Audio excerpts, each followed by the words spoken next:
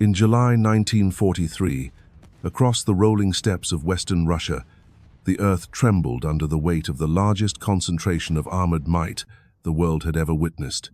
Here, near the ancient city of Kursk, two colossal war machines prepared to collide in what would become the most devastating tank battle in human history. Over 6,000 tanks, 2 million soldiers, and 4,000 aircraft converged on a single battlefield where the fate of nations would be decided by steel, fire, and the courage of men pushed beyond their limits. This was not merely another battle in the grinding war between Nazi Germany and the Soviet Union. This was the moment when Hitler gambled everything on one final throw of the dice, believing that victory here would restore German prestige and crush Soviet resistance once and for all.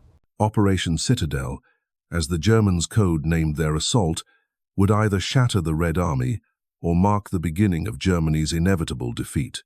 The stage was set in a landscape that seemed almost peaceful in the weeks before the storm. The Kursk salient, a massive bulge in the Soviet lines stretching over 120 miles from north to south, jutted deep into German-held territory like a dagger pointed at the heart of the Reich. To German commanders, this salient represented both a threat and an opportunity. Soviet forces here could launch devastating attacks into Ukraine, but if the Germans could encircle and destroy them, they would eliminate 5 entire Soviet armies in a single stroke. For months, both sides had been preparing for this confrontation with the methodical precision of master chess players positioning their pieces for a decisive gambit. The Germans assembled their finest divisions, their newest tanks, and their most experienced commanders. 70% of their armor on the entire eastern front rolled toward Kursk, spearheaded by the fearsome new Tiger and Panther tanks that represented the pinnacle of German engineering. The Tiger tank was a monster of steel and firepower, weighing 56 tons and armed with a deadly 88mm cannon that could destroy any Soviet tank at ranges where return fire was impossible. The Tiger seemed invincible. Its massive armor could shrug off most enemy shells, while its precision optics allowed German crews to deliver knockout blows with surgical accuracy. Yet this technological marvel came with a price. The Tiger was so heavy that most bridges could not support it, forcing crews to ford rivers up to 15 feet deep, a process requiring 30 minutes of preparation that left them vulnerable. Even more advanced was the Panther tank, technically classified as medium armor but weighing nearly 45 tons. With better gun penetration than the Tiger, superior speed, and enhanced cross-country mobility, the Panther should have been Germany's ultimate weapon. Instead, it became a source of frustration and disaster. Rushed into combat before its mechanical problems were resolved, Panthers broke down in alarming numbers. Of the 184 operational Panthers that began the battle, only 40 remained functional within 2 days. While German engineers perfected their steel beasts, Soviet commanders prepared the most elaborate defensive system ever constructed. Marshal Georgy Zhukov, the architect of victory at Moscow and Stalingrad, convinced Stalin that this time they would not retreat. Instead, they would transform the Kursk salient into a killing ground where German armor would be methodically destroyed. The defensive preparations stretched 300 kilometers deep, layer upon layer of minefields, anti-tank strongpoints, artillery zones, and fortified positions that would channel the German assault into carefully prepared traps. The Soviet tank force at Kursk was massive, but diverse in capability. The backbone remained the T-34, a tank that had revolutionized armored warfare with its combination of sloped armor, reliable diesel engine, and potent 76mm gun. Though individually outmatched by the newest German tanks, the T-34 possessed advantages that statistics could not measure. Its simple, robust design meant it could be produced in vast numbers and maintained by crews with minimal training. More importantly, it performed superbly in the mud and snow that bogged down heavier German machines. Yet the Red Army's tank force included troubling weaknesses. Over a third of Soviet tanks at Kursk were light T-60 and T-70 models, barely more than armored cars when facing German heavy armor. Even the mighty T-34 struggled against the up-armored Panzer IV tanks, while the frontal armor of Tigers and Panthers remained essentially impenetrable to standard Soviet weapons. Only the massive SU SU-152, self-propelled guns, nicknamed beast killers by their crews, possessed the raw firepower to destroy German heavy tanks at short range.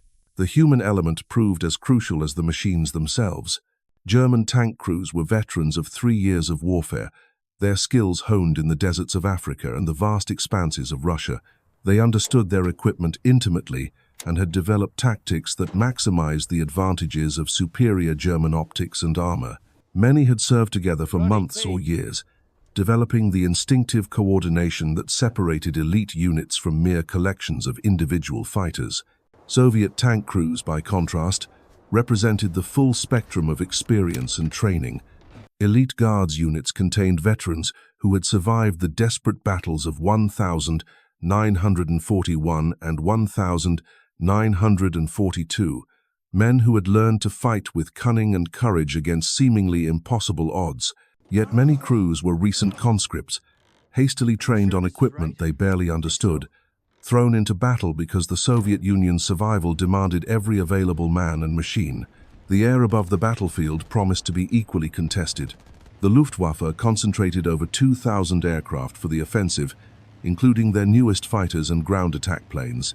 German pilots, though fewer in number than earlier in the war, remained among the world's most skilled aviators. They faced a Soviet Air Force that had been rebuilt from near destruction, equipped with improved aircraft and pilots who had learned hard lessons in earlier campaigns. As June turned to July, the tension became almost unbearable. German reconnaissance flights photographed Soviet positions daily, while Red Army spotters tracked the steady buildup of enemy forces. Both sides knew the battle was imminent, yet neither could predict exactly when or where the storm would break. Soviet commanders received intelligence about German intentions, allowing them to position their reserves and adjust their defensive plans. German commanders, confident in their technological superiority, believed they could overwhelm Soviet defenses through sheer firepower and tactical skill. The final German force assembled for Operation Citadel represented the Wehrmacht's last great offensive capability on the Eastern Front. 50 divisions, totaling nearly 900,000 troops prepared to advance behind 2,700 tanks and assault guns. This concentration represented not just military might, but the hopes and fears of a nation that had committed everything to total war. Success would vindicate Hitler's strategy and restore German momentum. Failure would leave the Reich defensively positioned against an increasingly powerful enemy. Across the lines, Soviet defenders waited in positions that had been months in preparation. Nearly 2 million soldiers, 5,000 tanks, and 31,000 artillery pieces stood ready to meet the German assault.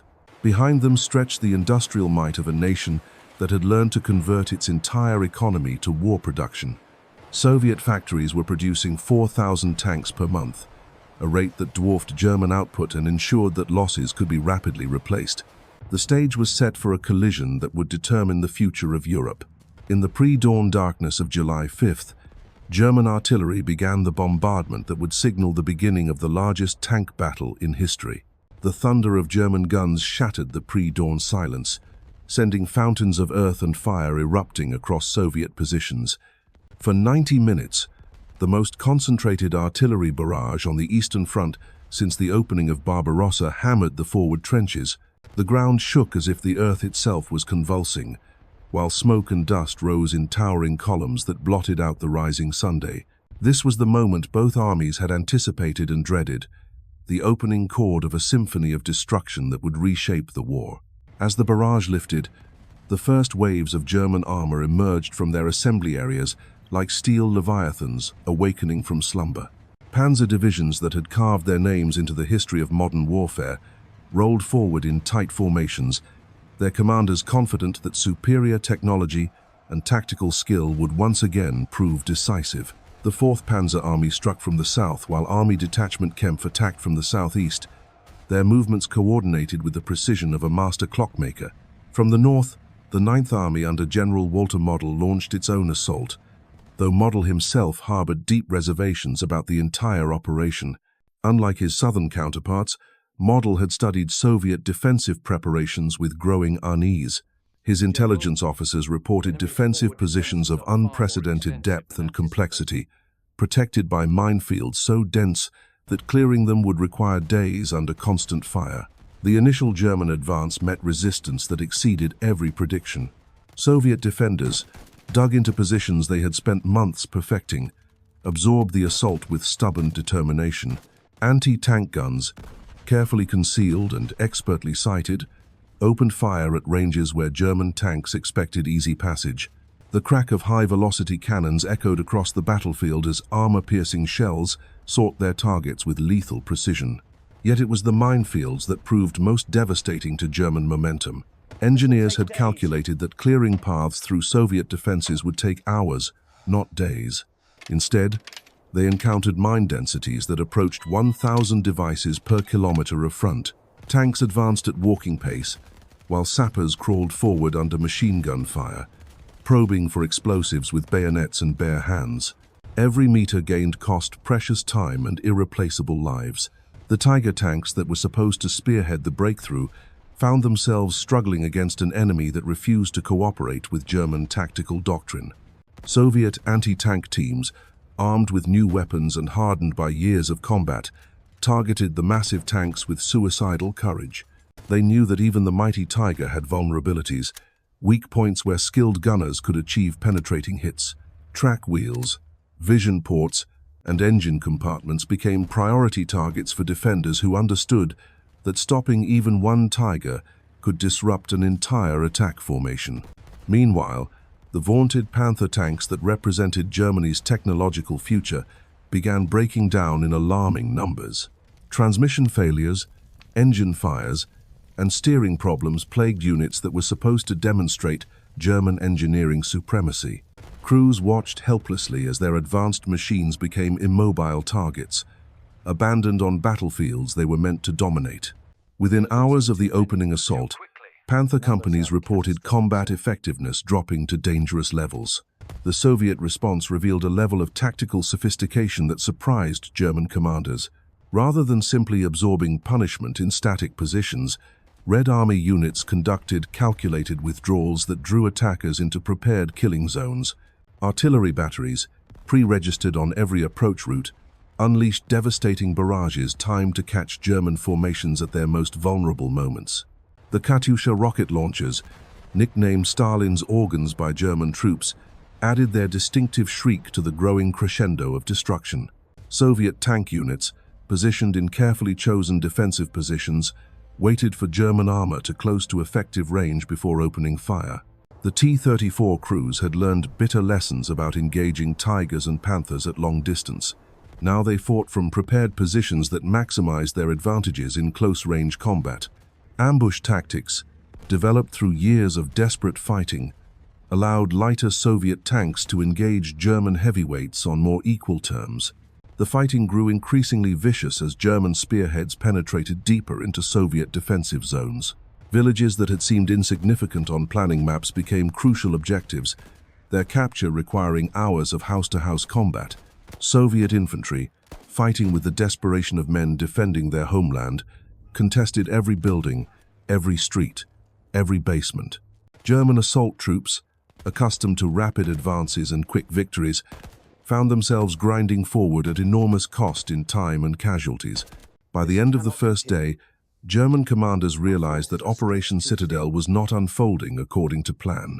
Advances measured in kilometers rather than the dozens of miles anticipated by higher headquarters. Tank losses, particularly among the irreplaceable Tigers and Panthers, exceeded acceptable rates. Most troubling of all, Soviet resistance showed no signs of weakening despite the punishment being inflicted. The battle's intensity escalated on the second day as both sides committed additional reserves. German commanders, recognizing that breakthrough required maximum effort, ordered their best formations forward regardless of cost. The elite Waffen-SS divisions, including the feared Leibstandarte and Das Reich, prepared for assaults that would either achieve decisive victory or exhaust Germany's offensive capability entirely. Soviet defenders, reinforced by fresh units moved up during the night, prepared to meet these renewed attacks with equal determination. The defensive system that Zhukov had designed was proving its worth, channeling German attacks into predetermined zones where concentrated firepower could achieve maximum effect. Every hour that passed without German breakthrough strengthened Soviet confidence and weakened German morale. The air battle above the ground combat added another dimension to the carnage. Luftwaffe squadrons, flying multiple sorties per day, attempted to provide close support for advancing Panzer columns. They faced Soviet pilots who had learned to fight with skill and courage that matched their German opponents. The skies above Kursk became a three-dimensional battlefield where aircraft fell like burning meteors, their destruction adding to the apocalyptic atmosphere below. As the battle entered its critical phase, both sides understood that everything now depended on will, endurance, and the ability to absorb punishment while continuing to fight. The largest tank battle in history was reaching its climactic moment, where the fate of nations would be decided by the courage of ordinary men operating extraordinary machines in conditions that tested the limits of human endurance. The defining moment of the entire battle approached as German commanders threw their most elite formations into what they hoped would be the decisive breakthrough. On July 12th, near the small village of Prokhorovka, the largest single tank engagement in human history was about to unfold. Here, in a landscape of rolling hills and scattered farms, 1,500 tanks would collide in a maelstrom of steel and fire that would determine whether Operation Citadel succeeded or failed. The German 2nd SS Panzer Corps, spearheaded by three of the Wehrmacht's most feared divisions, rolled forward with grim determination. These were not ordinary soldiers, but the elite of the elite, men who had carved their reputation through years of victorious campaigns. Their Tiger tanks, though fewer in number than Soviet propaganda would later claim, represented the pinnacle of German armored technology. Each crew had trained for months on their massive machines, learning to exploit every advantage their superior armor and firepower provided. Facing them across the undulating terrain came the Soviet 5th Guards Tank Army, a formation rebuilt from the ashes of earlier defeats and now commanded by officers who had learned the harsh lessons of modern warfare. These crews understood that their T-34 tanks were individually outmatched by German heavyweights, but they possessed advantages that went beyond mere statistics. They knew this ground intimately, had studied every fold in the terrain, every depression that could provide cover, every rise that could serve as a firing position. As dawn broke on July 12th, the temperature was already climbing toward what would become a scorching summer day. Inside their steel coffins, tank crews sweated in the stifling heat as engines roared to life and tracks began to churn the dusty earth. The air filled with the acrid smell of diesel exhaust and cordite, as both armies prepared for what everyone sensed would be the battle's climactic moment. The German attack began with methodical precision. Tiger and Panzer tanks advancing in wedge formations, designed to concentrate maximum firepower at breakthrough points. Their commanders had studied Soviet defensive tactics and believed they understood how to counter them. What they had not anticipated was the ferocity and tactical sophistication of the Soviet response. Soviet tank commanders, rather than waiting passively for the German assault, launched their own attack directly into the advancing enemy formations. This was not the desperate charge of inexperienced crews, but a calculated gamble by officers who understood that close-range combat would neutralize German advantages in armor and optics. If they could force the battle into a point-blank slugfest, Soviet numerical superiority might prove decisive. The two armored masses collided with an impact that could be heard for miles. Tank guns boomed with deafening frequency as crews fired as rapidly as their loaders could handle ammunition. The narrow valley became a cauldron of destruction where visibility dropped to mere yards through clouds of dust and smoke. Tanks maneuvered desperately to avoid enemy fire while seeking favorable positions for their own guns. The chaos was indescribable. Crews found themselves engaging targets at ranges so close that ricochets from their own shells endangered nearby friendly vehicles. Tank commanders, trying to direct their drivers through the melee, shouted orders that were lost in the thunderous cacophony of battle. Men fought with the desperate intensity of those who understood that survival depended on killing their enemies before being killed themselves. German Tiger crews, accustomed to engaging Soviet armor at comfortable distances, suddenly found themselves surrounded by T-34 tanks firing from multiple directions. The Tiger's thick armor still provided protection, but their slow traverse rates and limited visibility became serious disadvantages in the swirling close-quarters combat. Soviet crews, exploiting their superior mobility, darted between German positions like wolves attacking a wounded bear. The psychological impact proved as devastating as the physical destruction. Tank crews on both sides, trained to fight as part of coordinated units, found themselves isolated in a battle where communication became impossible and mutual support broke down. Individual tank commanders made split-second decisions that determined not only their own survival, but the fate of the broader engagement. As the morning wore on, the battlefield became littered with burning wrecks and disabled vehicles. Tanks that had dominated earlier engagements lay twisted and smoking, their crews either dead or fleeing on foot across the contested ground. The mechanical breakdown rate soared as engines overheated, transmissions failed, and tracks snapped under the strain of continuous high-speed maneuvering. Soviet T-34 crews demonstrated remarkable tactical flexibility, using their tanks' agility to exploit every weakness in German formations. When direct frontal attacks proved futile against Tiger armor, they maneuvered to strike at side and rear armor where penetration was possible. Teams of T-34 seconds coordinated their attacks, with some tanks drawing German attention while others moved to flanking positions. The German response revealed both the strengths and limitations of their tactical doctrine. Individual Tiger and Panzer crews fought with skill and determination, their superior training evident in every engagement. Yet their doctrine emphasized methodical, coordinated advances that became impossible to maintain in the chaotic close-quarters battle. German commanders found their carefully planned formations dissolving into individual duels between tank crews. By midday, the temperature inside the tanks had become nearly unbearable. Crews fought in conditions that tested the limits of human endurance, their vision blurred by sweat, their hearing damaged by the constant firing of main guns in enclosed spaces.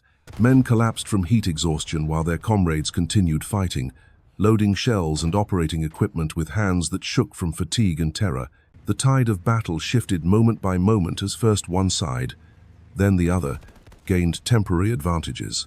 German Tigers would clear a section of ground, only to find themselves outflanked by fresh Soviet reserves moving up from concealed positions.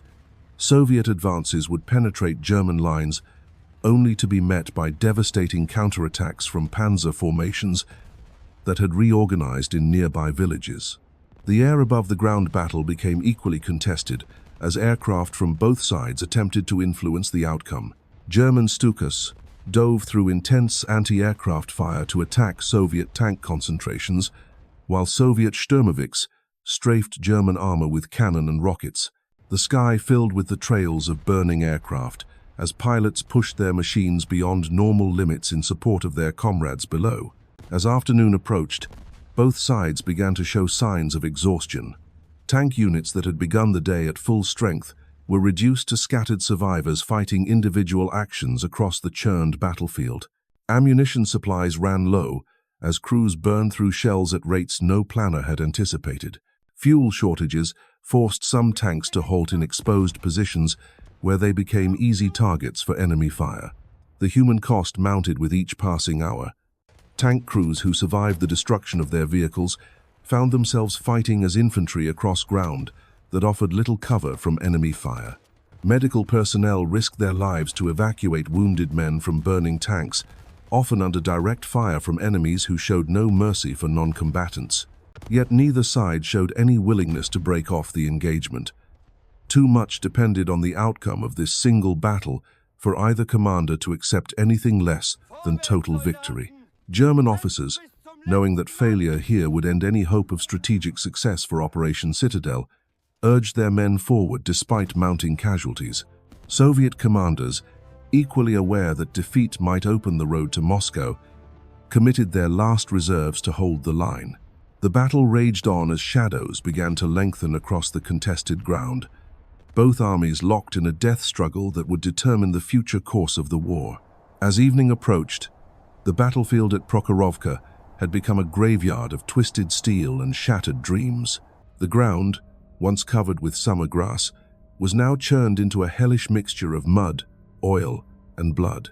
Hundreds of tanks lay scattered across the terrain like the bones of prehistoric beasts, some still smoldering, others eerily silent in the gathering dusk. The acrid smoke that rose from burning fuel and ammunition created an otherworldly atmosphere where visibility remained limited, even as the sun began its descent toward the western horizon. The survivors on both sides moved through this apocalyptic landscape like ghosts haunting their own destruction. Tank crews who had escaped their destroyed vehicles stumbled across the battlefield, some helping wounded comrades, others simply trying to comprehend the magnitude of what they had witnessed. Many were in shock, their faces blackened with smoke and grime, their eyes holding the 1,000-yard stare of men who had looked into the abyss and somehow survived. German commanders, surveying the carnage from their command posts, began to grasp the true cost of their gamble. The 2nd SS Panzer Corps, once the pride of the Wehrmacht, had been bled white in the furnace of Prokhorovka. Of the nearly 300 tanks that had entered the battle that morning, fewer than half remained operational. More critically, the irreplaceable Tiger tanks that had been Germany's technological ace were now scattered as burning wrecks across the Soviet countryside. The Panther tanks, supposed harbingers of German technological supremacy, had failed catastrophically. Mechanical breakdowns continued to plague the survivors, with transmission failures and engine fires claiming more vehicles than enemy action.